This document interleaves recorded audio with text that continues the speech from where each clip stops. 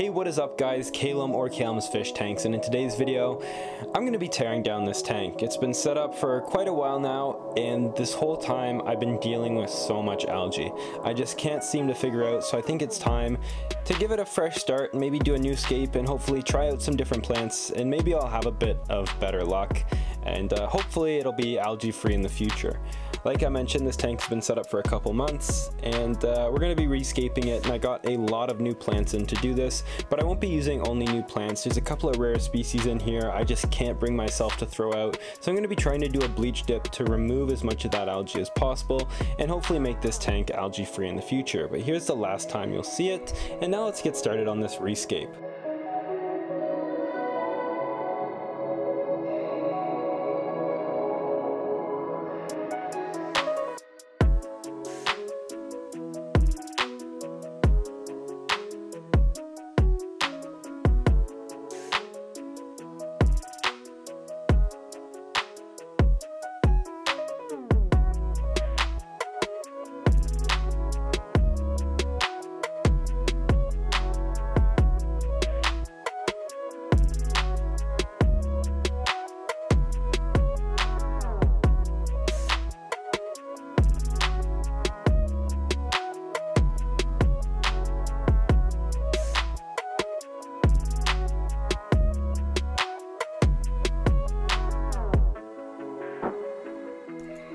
For the base layer of this tank, I'm going to be using a little bit of leftover ADA Amazonia version 2, which comes with these root tabs.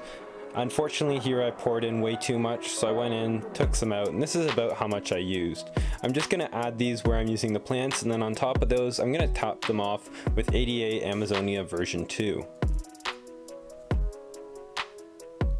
So what I had left over gave me a pretty good base layer, but after this I decided to go in again with ADA again, but this time the powder type. These are much smaller and will give my carpeting plants a much better chance of grabbing a hold in the substrate. So I went over and did a whole layer of this, and in doing so I covered up quite a bit of the hardscape, which I kind of like the look of, and it gives me lots of room for planting. So I'm really excited for all that, because I've got a lot of plants, like I mentioned, that will be going in this scape.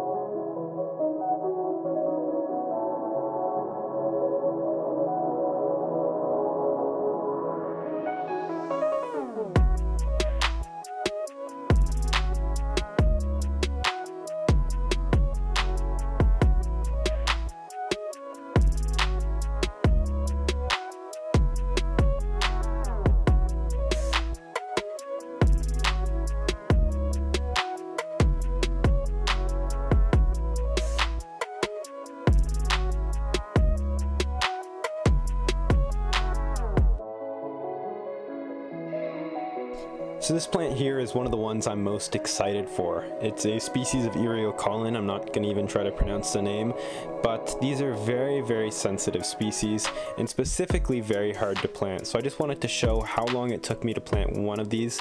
Very, very delicate, don't want to rip the roots, want to bury these very nice. So just when you're watching this next time lapse, this amount of time went into each of these plants to make sure they were in there properly.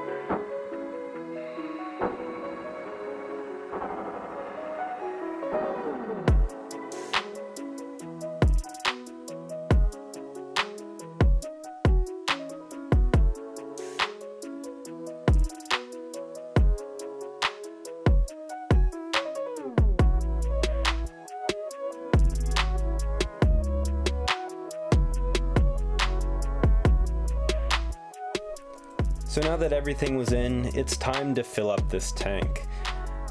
And here it is, one day after. Well, that's not technically true, it's 2 days after, because unfortunately the large piece of wood floated up and knocked everything off, and then getting it back in place, I stirred up a bunch of dust. So this is actually 2 days after the initial planting, but either way, things are looking really good, and I'm really happy with how this scape turned out. Here you can see Bucephalandra Helena 2012. This was one of the plants that was in the original scape that I had to keep. You can see there's still a bit of algae on it, but hopefully the bleach dip does its work and kills it off and it doesn't come back. The Eriocolon I had to cover up a little bit because it all floated up when the wood got loose, and I just couldn't plant it the same. Here's the Cryptocorn Flamingo that's looking a bit more red than pink, but hopefully it'll grab some color eventually. And the Eriocolon King Crimson is starting to spike up a lot more than when I planted it, and this is one of the plants I can't wait for.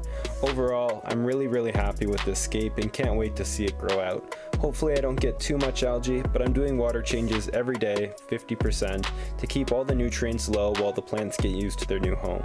But anyways guys, I hope you guys learned something new and enjoyed this video. This was Kelm's Fish Tanks. Thank you so much for watching.